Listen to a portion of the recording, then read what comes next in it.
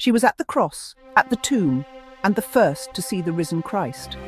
But what if Mary Magdalene was not just a witness, but a teacher, a leader, even a rival to Peter?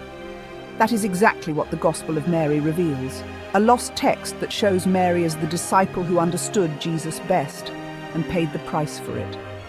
The Gospel of Mary was lost for centuries. The earliest known version was found in a 5th century Coptic papyrus discovered in Egypt in the year 1896. It is incomplete. Pages are missing, including most of the beginning. But what survives is powerful, a post-resurrection conversation between Jesus and his disciples, with Mary in the center, likely written in the 2nd century of the Common Era. In this Gospel, Jesus gives private spiritual teachings, not to Peter or James, but to Mary. After Jesus departs, the disciples are afraid. Mary steps up, comforts them, and shares what Jesus told her in a vision. She speaks of the soul's journey, resisting powers that bind it to the material world.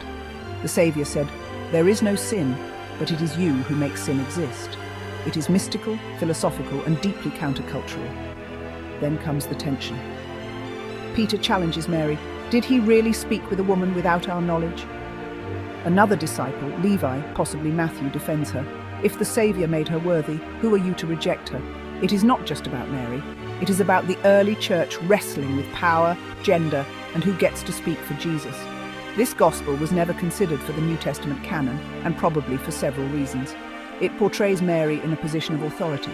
It contains Gnostic elements, soul journeys, hidden knowledge. It challenges the emerging church hierarchy, which leaned toward male apostolic leadership. Eventually, Mary Magdalene was recast as a repentant prostitute, her leadership story buried under centuries of misinterpretation. The Gospel of Mary Magdalene invites us to reconsider, what if the most faithful disciple was not Peter or John, but Mary? What if Jesus entrusted her with truths the others could not handle? And what if the struggle over her voice echoes through church history to this day?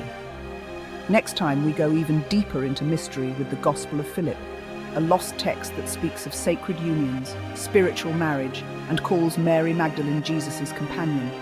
Like, follow, and subscribe for more lost stories of the Bible, because the voices we lost might be the ones we needed most.